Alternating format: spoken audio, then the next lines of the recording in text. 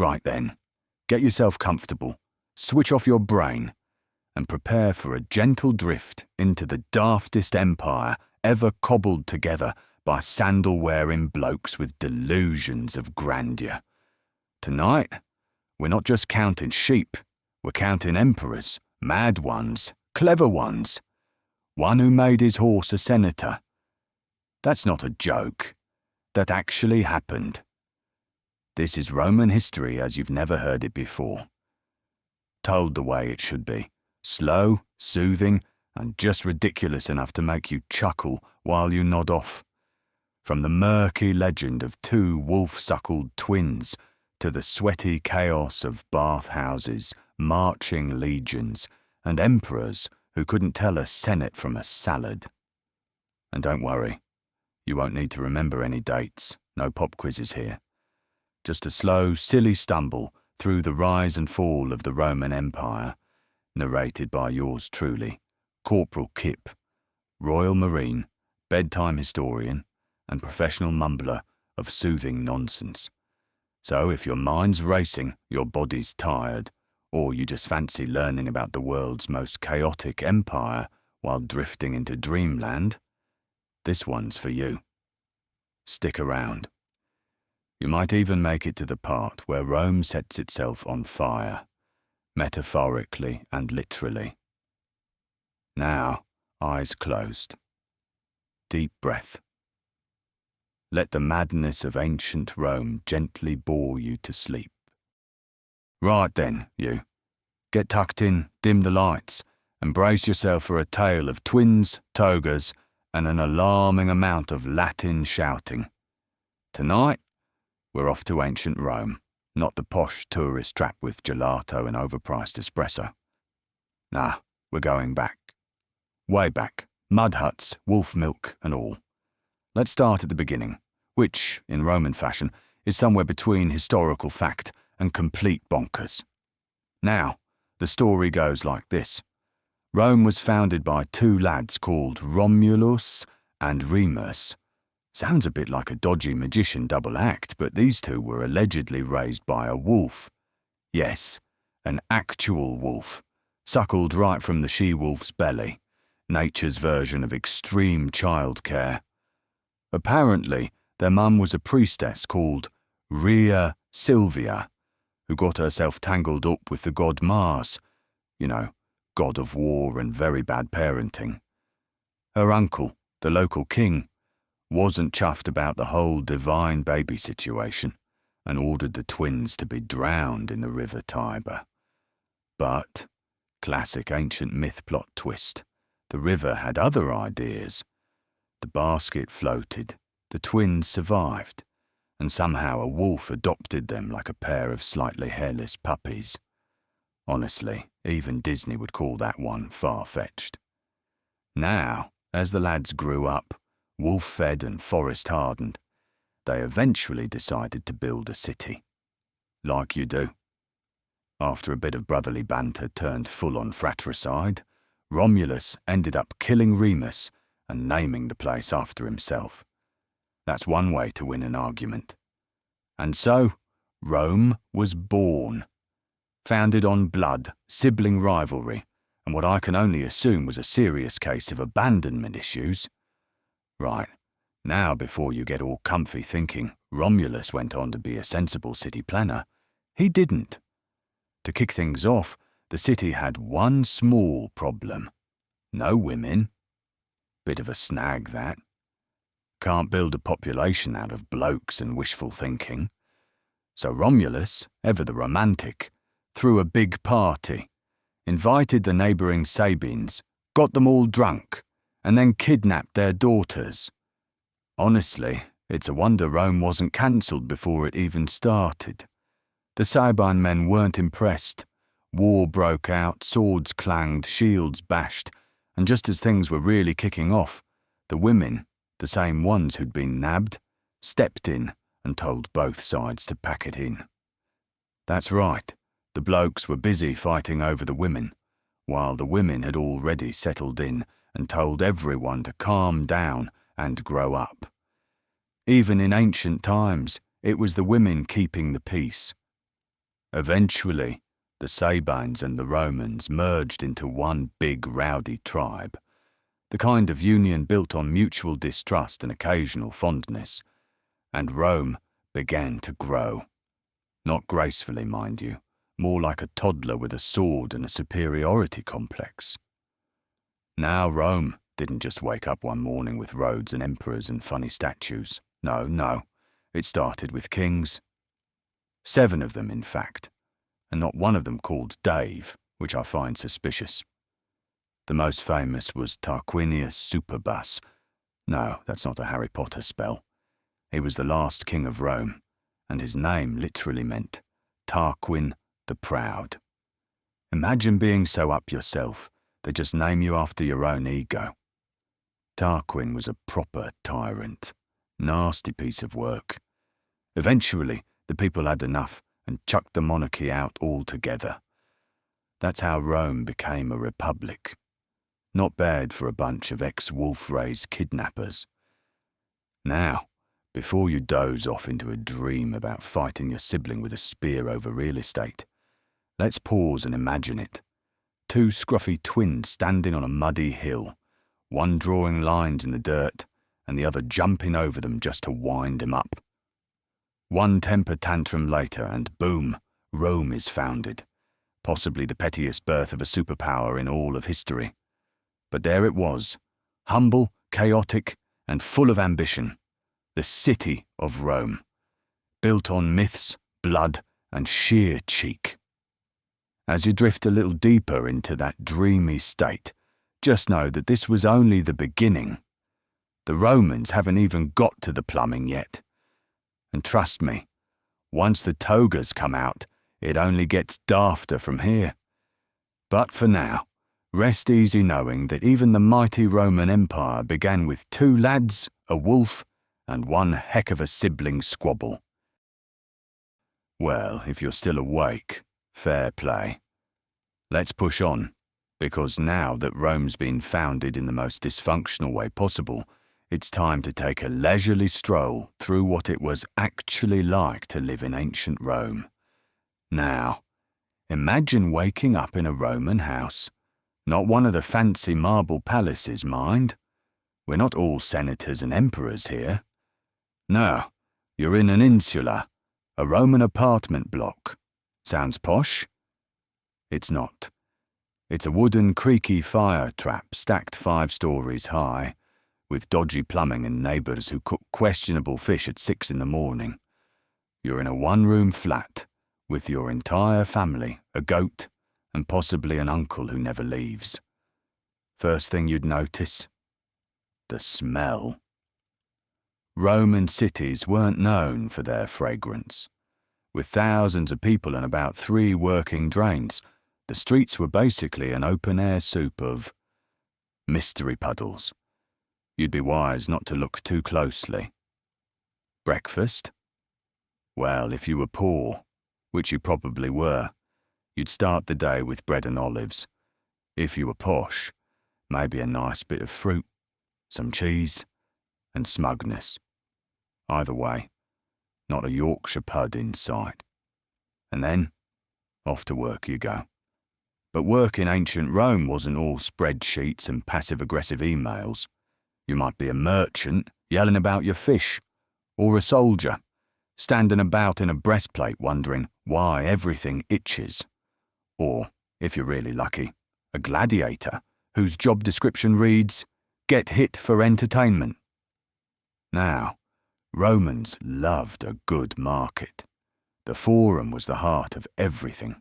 Part shopping mall, part gossip hub, part, look at me, I'm more toga than man.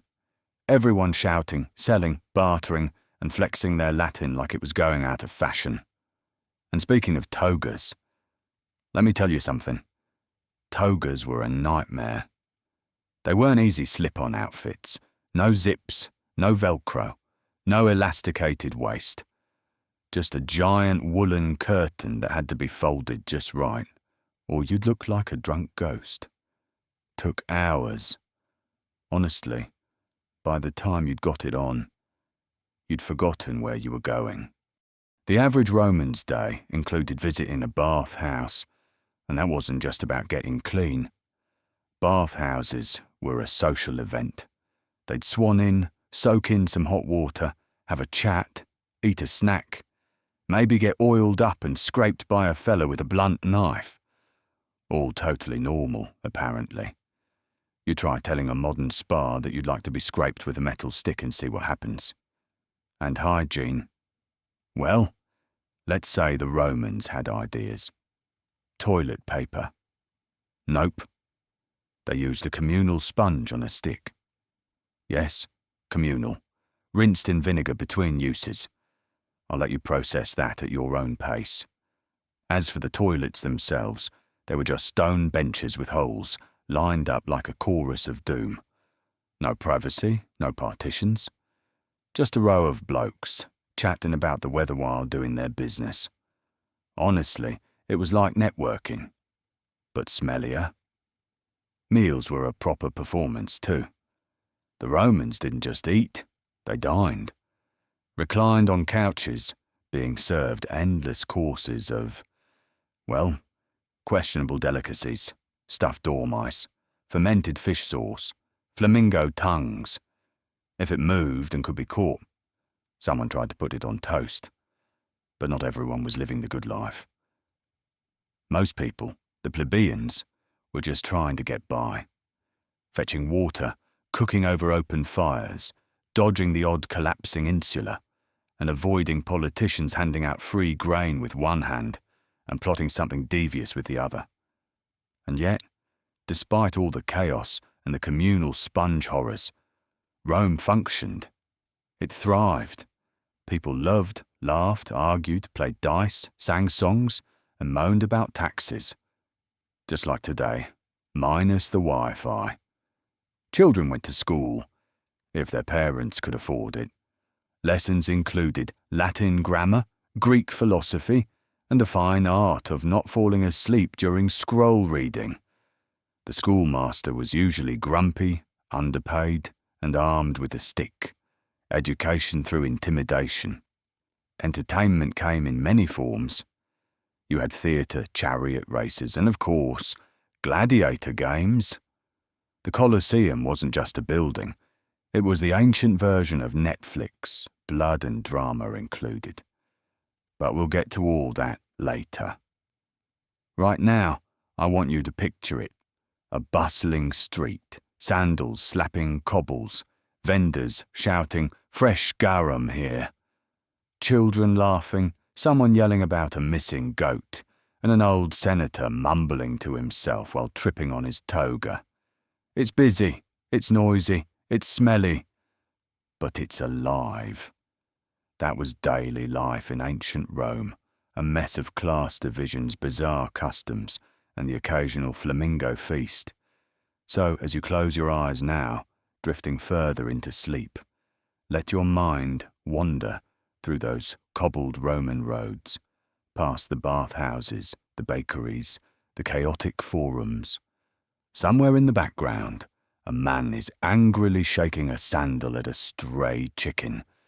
And you, dear listener, get to enjoy it all without the risk of sponge sticks or being trampled by a runaway chariot. Sleep well, 'cause next up, we build an empire. We've had wolves, togas, bathhouse sponges. Now it's time to watch Rome go from messy little town to global juggernaut. Because, you see, Rome wasn't content with just being Rome. Oh no, Rome wanted more. Land, power, glory, and bread. Always bread. We'd already booted out the kings and set up a republic. That meant power was shared between fancy-sounding blokes like consuls, tribunes, and the Senate. A collection of crusty old men with excellent sandals and very bad tempers. They loved a good argument. Did the Senate. Everything took 10 hours and required 15 scrolls. Honestly, they'd debate what kind of sandals were legal before deciding anything useful. Now, Rome started expanding slowly at first, picking fights with the neighbours. You know, classic starter empire behaviour. Oh look, those chaps over there have a hill. Let's conquer it. For security. Before long, they were marching across Italy like a toddler with a toy hammer. But Rome didn't truly start punching above its weight until it got into a spat with another rising power, Carthage. Ah yes, Carthage, based in modern-day Tunisia, full of clever people, terrifying war elephants, and one particularly angry man called Hannibal. This led to the Punic Wars, 3 long, ridiculous punch-ups where Rome and Carthage tried to out-conquer each other. The most famous bit? Hannibal marching his elephants over the Alps. That's right. Over the snowy, frozen Alps. With elephants. No GPS, just vibes. The Romans weren't ready. Sir, there appears to be a herd of elephants coming over the mountains. That's not something you expect before your breakfast barley. And still, Rome held on. After much blood, betrayal, and clever naval tinkering, the Romans won. Carthage burned. Completely. Salted the earth just to make sure it never got up again. Bit dramatic, really. But that's Rome for you. If they don't like you, they make it permanent. So, Rome's now feeling good about itself. Big muscles, bigger ego. And that's when things started getting twitchy. Enter the age of ambitious generals. Blokes who realised that if you had enough legions and a good jawline, you could start skipping Senate meetings and start grabbing power instead. Let's talk about Gaius Julius Caesar. Yes, that's Caesar. The salad's named after his mate, by the way, not him. He wasn't tossing croutons. He was tossing empires. Now Caesar was bold, brilliant, and slightly full of himself. But he had style. He conquered Gaul, modern-day France, and then wrote about it as if he were the Roman Rambo. Every sentence was basically, I arrived, I saw, I conquered, I was fantastic. The Senate, understandably, started sweating. Caesar had fans. Soldiers loved him. The people loved him. The bakers probably loved him, so what did they do? They tried to fire him. Which was a mistake. Caesar famously crossed the Rubicon River with his army, which was basically ancient Rome's way of saying, right, it's on. No going back after that, like hitting reply all on a very risky email. He marched into Rome, sorted out his enemies, declared himself dictator for life, and then, surprise, surprise, got stabbed to bits by his best mates on the Senate floor. Et tu, Brute? Yes, even Brutus. 23 stab wounds. That's not betrayal, that's overkill with extra seasoning. And this is where things get even messier. Caesar's death didn't fix the problem, it made it worse. Suddenly, everyone with a sword and half a claim to power wanted to be the next big dog. Civil wars kicked off like fireworks on discount. Eventually, one man came out on top, Octavian, Caesar's adopted heir. Quiet, clever, ruthless. Bit of a mummy's boy, but effective. He played it smart. Told everyone he was restoring the Republic while actually doing the opposite.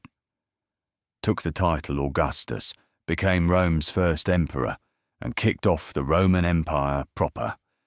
No more messing about with senates and power sharing. Rome was now an empire, shiny, rich, terrifying, and very, very full of itself. And what did Augustus do with all that power? He built stuff. Statues, roads, temples, tax systems, propaganda. If you could carve your face into it, he probably did.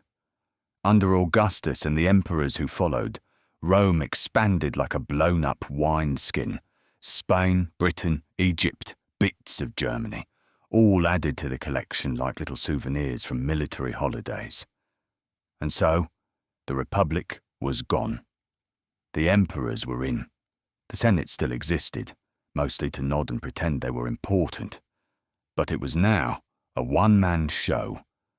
So here we are, drifting into slumber, dreaming of emperors, elephants, and really aggressive maps. Rome, once just a wolf-fed idea on a hill, had now become the most powerful empire in the known world. It took swords, ambition, and quite a bit of backstabbing to get there. And as we drift, keep your helmet on, because we're joining the Roman army. It involves sandals, shouting, and the most passive-aggressive shield formations you've ever seen. But for now, let your eyes flutter closed like the falling ashes of a Carthaginian scroll, and rest easy in the knowledge that even the biggest empires begin with one bloke going, "Right lads, follow me." You've survived founding myths, togas, and Julius Caesar getting turned into a colander. Now it's time to fall in with the most organised, most terrifying, and most meticulously over-disciplined military force the ancient world ever saw. The Roman legions. Now, I know what you're thinking. How fearsome can a bunch of blokes in sandals really be? Well, turns out, pretty fearsome. Let's start with training. If you joined the Roman army, you weren't eased in gently. You didn't get a handbook and a day to settle in. Nah. You got a wooden sword, a sack of grain to carry, and a bloke screaming Latin in your ear before the sun even came up. New recruits were called Tyrones, basically rookies, and they trained like it was leg day every day. Marching 20 miles in full kit, digging ditches, building forts, then doing it again backwards. If you complained, you got motivated with a stick. Oh, and don't think you got real weapons straight away. No. You trained with wooden swords and wicker shields that were heavier than the real ones, just to make sure you were constantly knackered. And if you thought you could skive off, think again. Roman discipline was the kind of strict that made nuns look like festival goers. If you fell asleep on guard duty, you weren't just shouted at. You were executed. Yeah, no coffee breaks in the Roman army. Still awake? Don't worry, you won't be for long. Right. So once you'd proved you could march, stab, and shout, "Hail Caesar," without tripping over your own tunic, you'd be assigned to a legion. Each legion had about 5,000 men, divided into smaller units called centuries, led by a centurion, a man who could probably kill you with one eyebrow raise. Centurions were the backbone of the Roman army, tough as hobnail sandals, always angry, and wore their vine stick, the vites, like it was part of their arm. Not just for decoration, mind. They used it. Frequently. Mostly on your back if you weren't standing straight. Now let's talk kit. A legionary wore a metal helmet that offered zero comfort, a big rectangular scutum shield that could double as a door, and a jingly skirt made of leather strips for no apparent reason other than dramatic flair. You carried a gladius, a short-stabbing sword not designed for heroic swings, just relentless poking, up close and personal, like a very aggressive handshake. You also lugged around a pilum, which was a heavy javelin that bent on impact so the enemy couldn't throw it back. Clever, petty, so very Roman. And then there was the backpack, nicknamed the Sarkina. This thing was a nightmare. It had your cooking pot, a spare pair of sandals, tools, rations, a tent pole, and probably some anxiety. If the enemy didn't kill you, your spine would.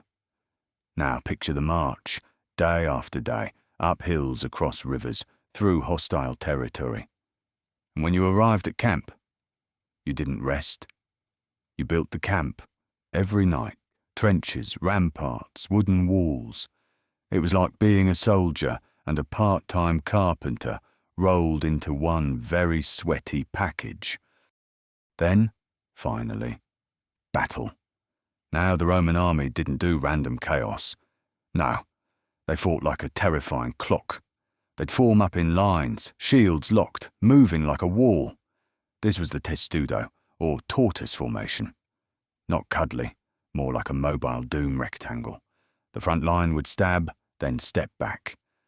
Next line steps in, stabs, rinse and repeat, like a really violent conveyor belt. Meanwhile, the archers were raining down arrows, and the artillery crews were launching giant bolts from machines that looked like oversized crossbows on steroids. If you were the enemy, your best bet was to run, or pretend to faint, or spontaneously combust. And the legions didn't just fight. They built roads, bridges, forts, and siege engines.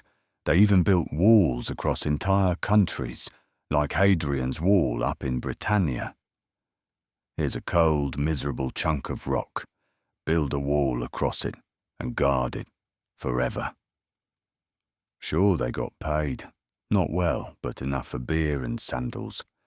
And if you survived 25 years, you might get land and a pension. If not, well, let's just say there were plenty of replacement recruits waiting back in Rome. But despite the harshness, the Roman army was tight. Comradeship ran deep. You lived, trained, and fought with your unit. You shared tents, food, stories, and probably lies. Now, let's not pretend everything was noble and glorious. Sometimes soldiers rebelled. Sometimes they looted cities they were supposed to protect. And sometimes their greatest enemy wasn't the barbarians. It was boredom or dysentery. Still, there was something impressive about the machine-like precision. The Roman legions weren't just warriors. They were builders, engineers, and enforcers of empire, and also, unfortunately, enthusiastic spreaders of sandals and socks culture. So as you nod off now, just imagine the steady clink of armour, the rhythmic stomp of hobnailed boots, the distant barking of a centurion yelling about someone misplacing the tent pegs. And picture yourself, not on the front lines, but lounging in the shade, cup of wine in hand, watching the whole thing play out from a safe distance. Still hanging on, are you? If you've made it this far without dozing off, you either really love Roman history or you're waiting for someone to mention Caligula. Don't worry. He's coming. Unfortunately. So, the Roman army had built the empire, and the Republic was now a distant memory, like that one sock you lost in the laundry of history. And at the top of it all, sitting on a gilded chair probably surrounded by peacocks and paranoid advisors, was the emperor. Let's start with Augustus, the first emperor, the one who made dictatorship look polished. Augustus was Caesar's adopted son, and he played it smart. He kept the Senate around as a kind of ceremonial grumble club. But the real power, that was all his. He didn't strut around like a tyrant. No, Augustus wrapped tyranny in a polite toga and called it saving the Republic. Clever lad. And under him, Rome thrived. Trade, roads, aqueducts, propaganda statues, the works. But of course, it couldn't stay that reasonable forever. Let's fast forward to Tiberius, Augustus's successor. Now, Tiberius wasn't the worst, but he was what you'd call a moody introvert with a hint of don't leave him alone with sharp objects. By the end of his reign, he'd retired to an island called Capri, where he spent his time being, let's say, very odd, with too many young swimmers and not enough therapists. Then came Caligula. Oh yes, buckle up. Caligula started off quite popular. Young, energetic, good haircut.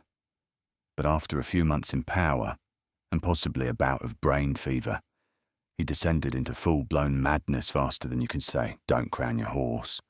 Which he did. He made his horse, Incitatus, a priest, possibly a senator. gave him a marble stall and a personal chef. Honestly, it's hard to tell if Caligula was joking or just aggressively insane. Either way, the horse didn't object. He also liked dressing as a god, throwing money off balconies, and occasionally executing people because they looked tidier than him. Bit sensitive was Caligula.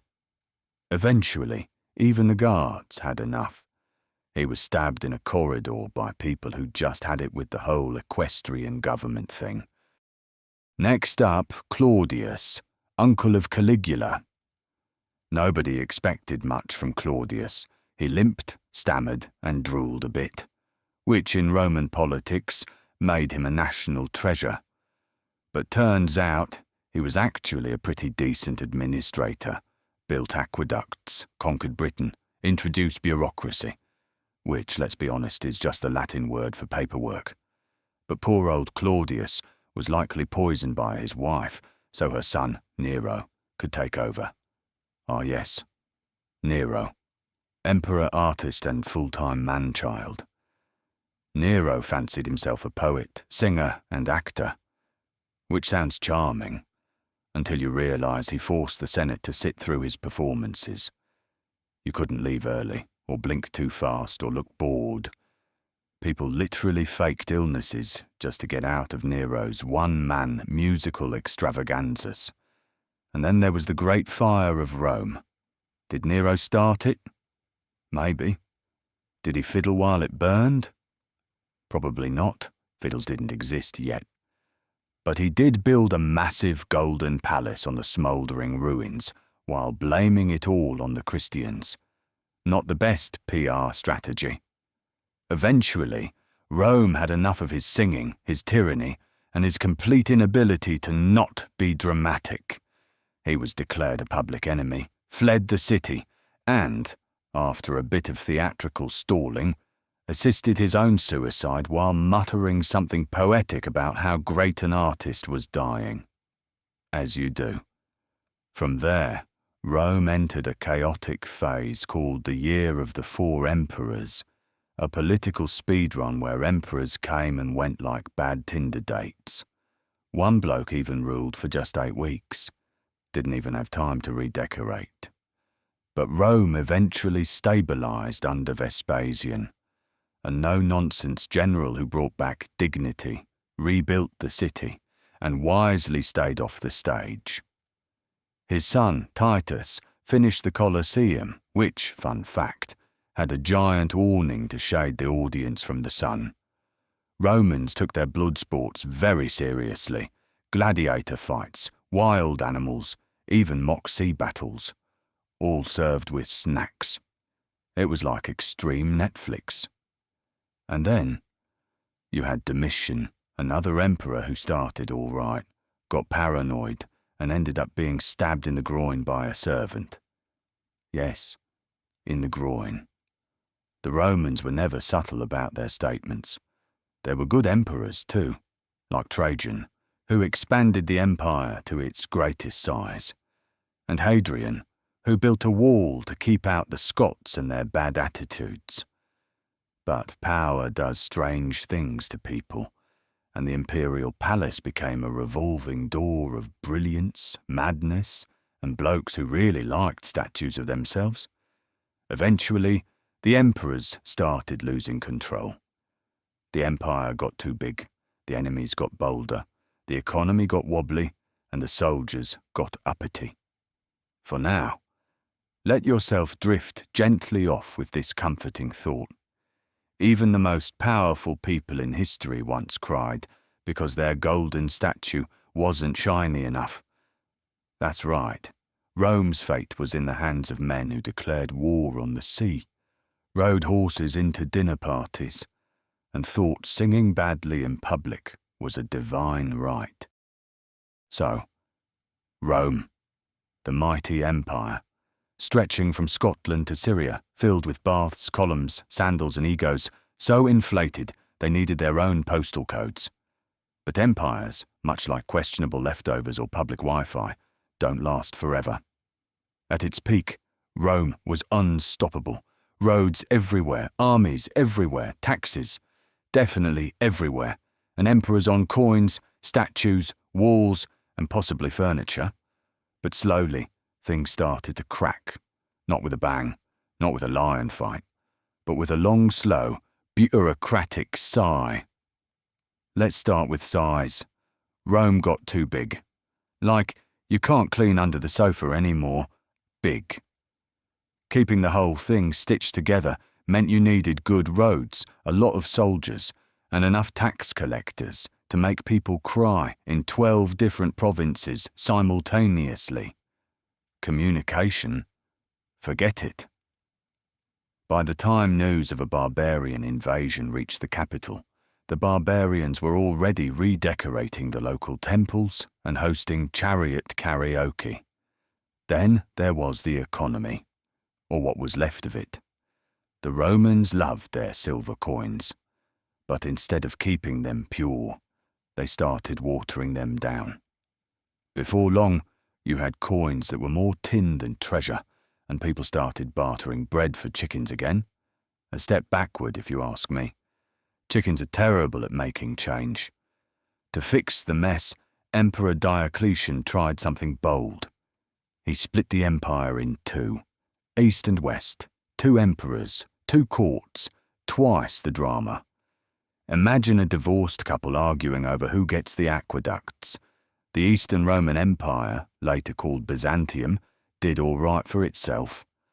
Built big walls, spoke more Greek, had shiny robes.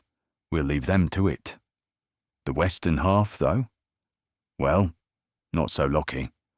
Barbarian tribes, like the Visigoths, Vandals, and Ostrogoths, had had enough of Rome's attitude. They were tired of being called uncivilized, just because they didn't bathe in lavender-scented pigeon milk. Rome tried hiring them as mercenaries, which, in hindsight, is a bit like hiring a wolf to guard your sheep. They fought when paid, switched sides when bored, and eventually figured, why work for Rome when you can just take it?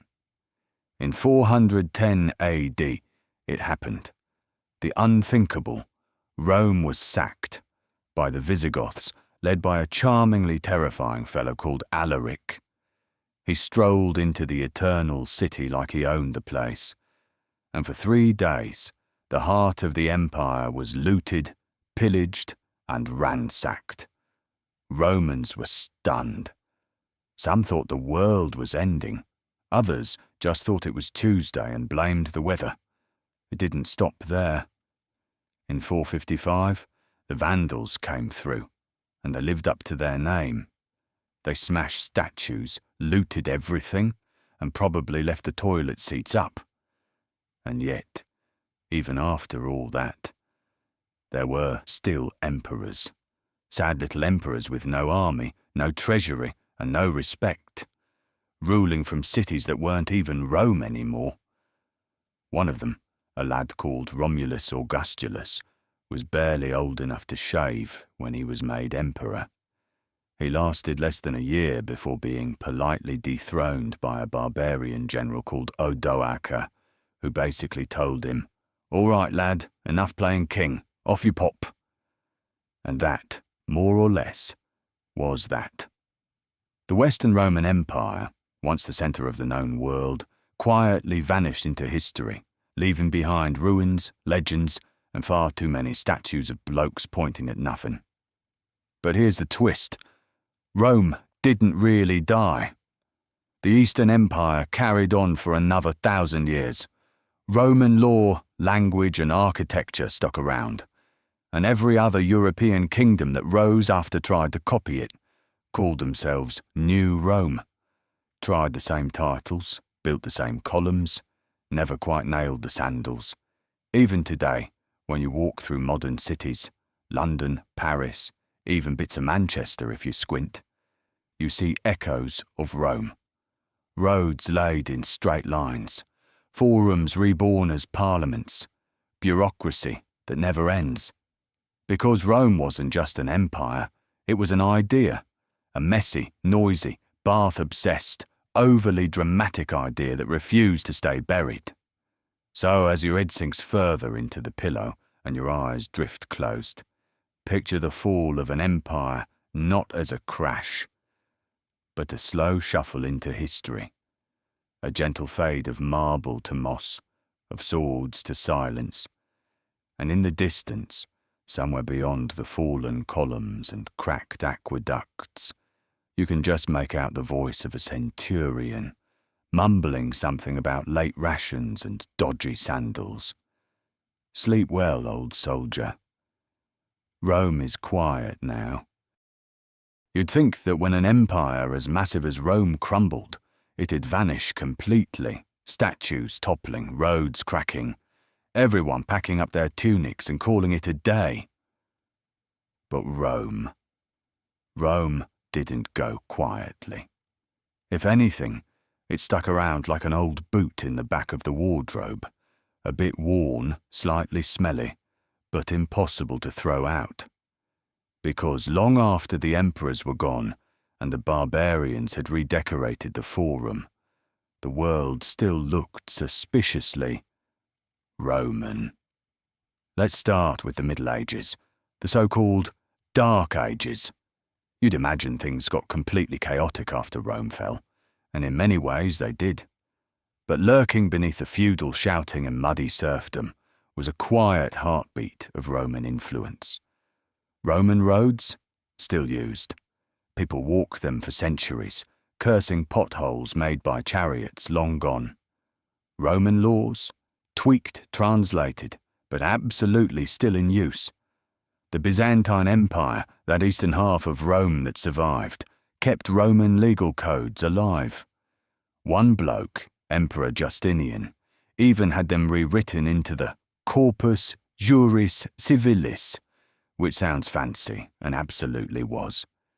It became the backbone for law in Europe, long after togas were out of fashion. Then there's religion. Now, during its imperial heyday, Rome had more gods than sandals. Jupiter, Mars, Venus, even a household god just for your broom cupboard. But by the 4th century, the empire had embraced Christianity, starting as a tiny persecuted sect and eventually becoming the state religion. And when the empire collapsed, what was left standing? The church. Roman bishops took charge. One even called himself the Pontifex Maximus, which, funnily enough, had been a title used by emperors. Over time, the Bishop of Rome became the Pope, and suddenly, Rome wasn't the capital of an empire anymore, but the spiritual capital of Western Christianity. Not a bad retirement, really. Architecture. Oh, don't get me started. Arches, domes, columns, all Roman. The Pantheon in Rome, with its giant concrete dome, was so impressive that architects in the Renaissance just copied it, repeatedly. They still are. Even your local bank or post office probably has pillars out front. That's Roman showmanship. Make everything look like a temple, even if you're just queuing for stamps. Then there's language. Latin, the mother tongue of the Romans, technically died. But not really. It evolved, split and twisted into Italian, French, Spanish, Portuguese, and Romanian. Even English, which isn't Latin-based, still borrowed half its vocabulary from it. Words like emperor, justice, military, agenda, maximum, all straight from Latin. And don't get me started on legal jargon.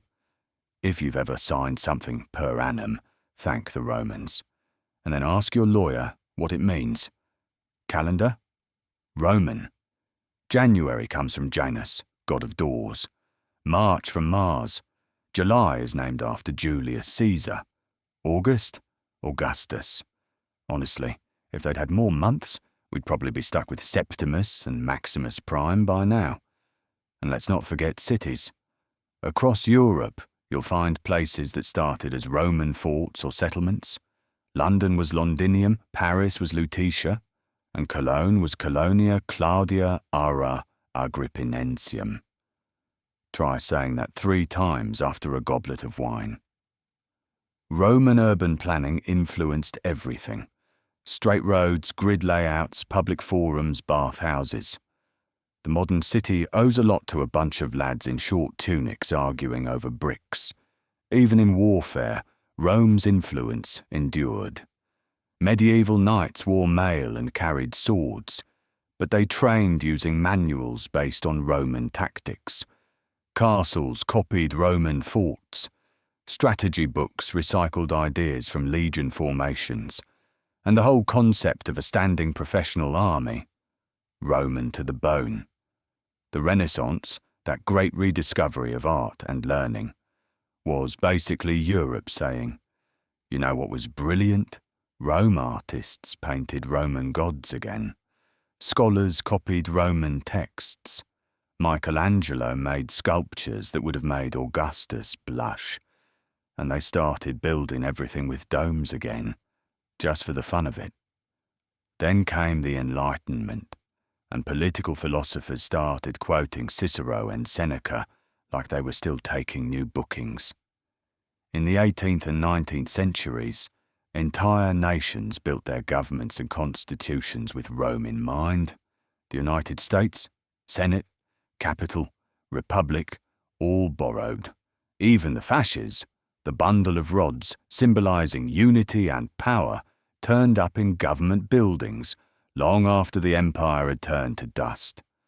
So you see, Rome didn't fall. It melted into everything else.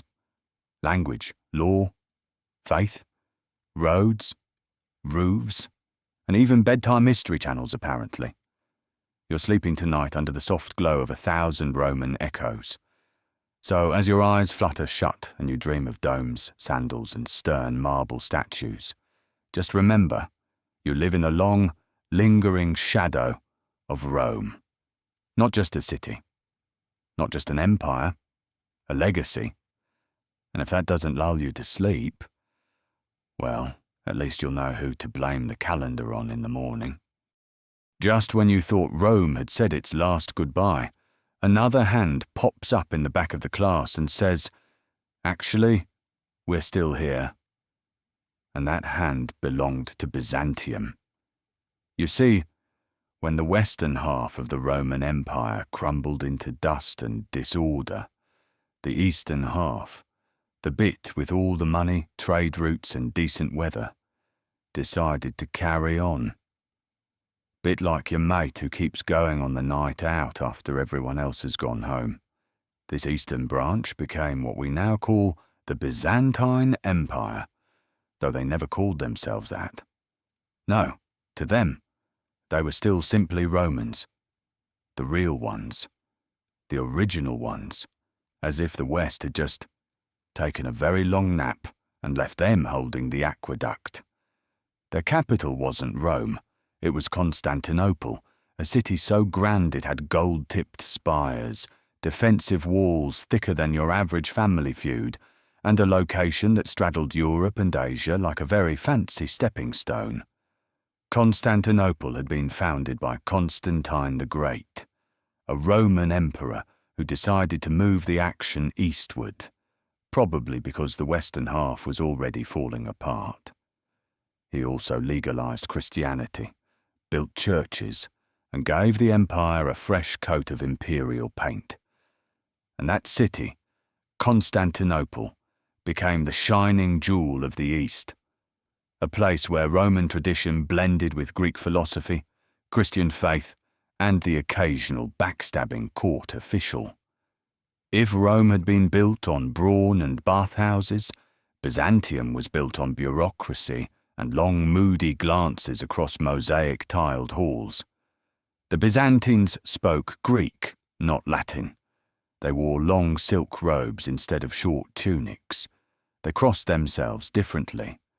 And they liked a good theological argument, especially ones that lasted decades and resulted in people getting exiled for using the wrong type of bread during Mass.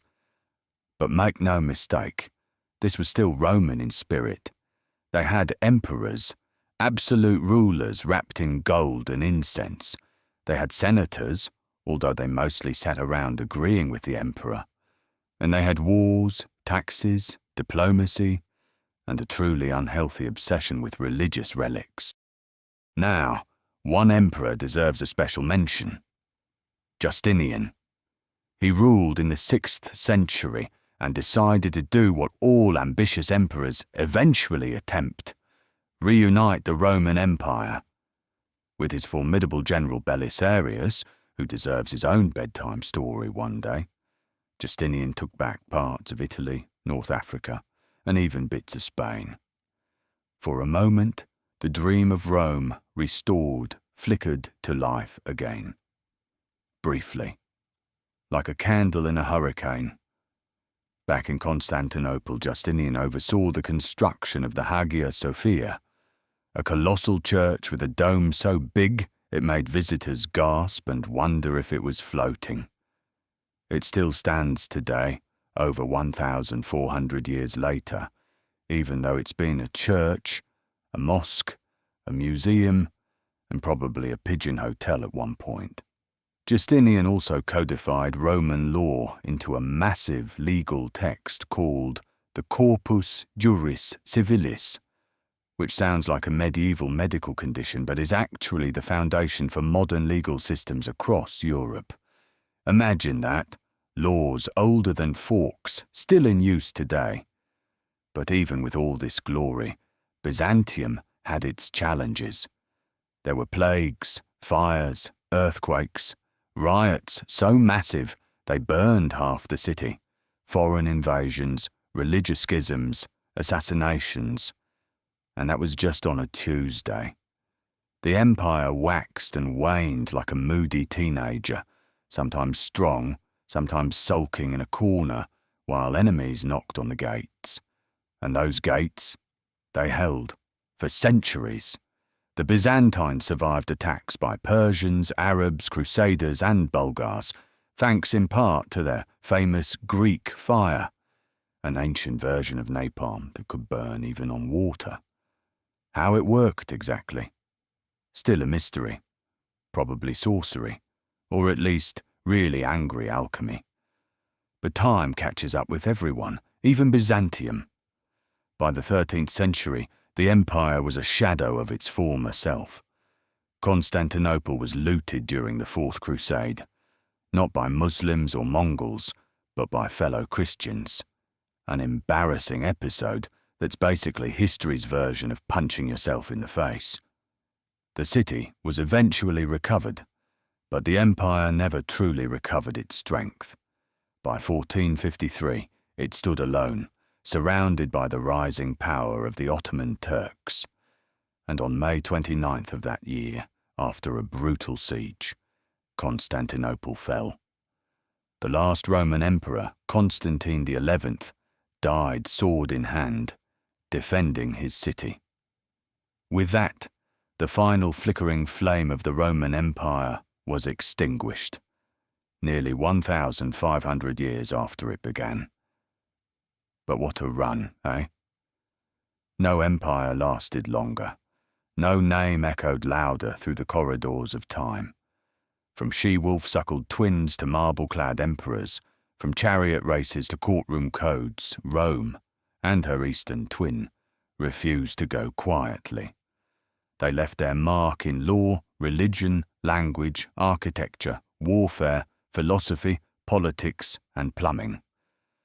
So, as you drift deeper into slumber, picture the walls of Constantinople bathed in torchlight, the golden dome of the Hagia Sophia glowing under the stars, and the quiet whisper of Latin echoing through the ages.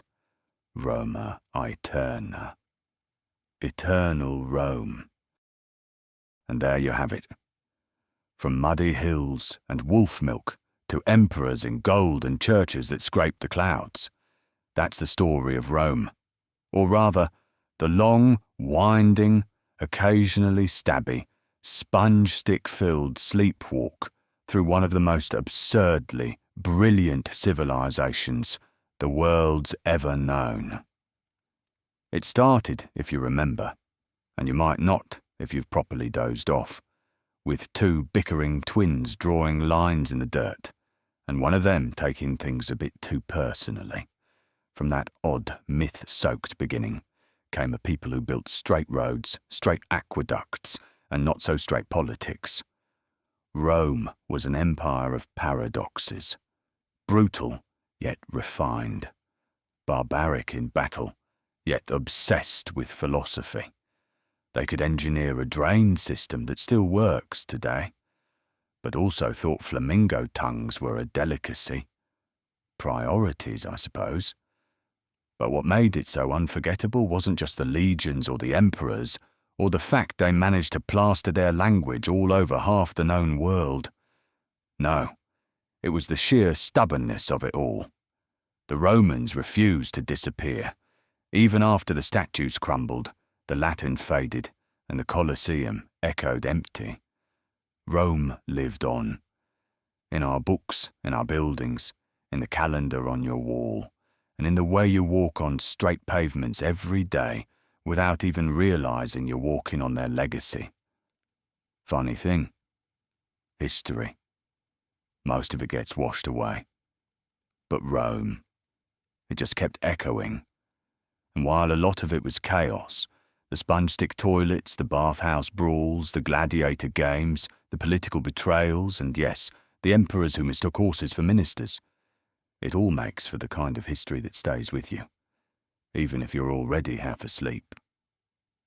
So now, with the dust settled and the columns cracked, and the final echoes of marching feet fading down that long Roman road, I want you to lie still.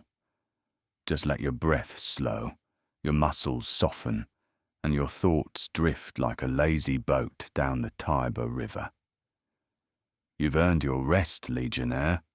You've wandered through temples, marched with soldiers, dined with senators, and tried not to laugh at the sheer madness of it all. You've survived Caligula's horse, Nero's opera, and at least 3 versions of the Roman collapse. You've watched empires rise, split, fall, and rise again, all without leaving your bed. Not bad for one night, eh? So now, let your mind go quiet. Let the last flicker of torchlight fade. Let the Roman road unravel beneath your dreams and carry you somewhere peaceful. Past the villas, past the ruins, past the empire, into the soft silence of sleep. And just remember, no matter how far we go in these stories, Rome is never really gone.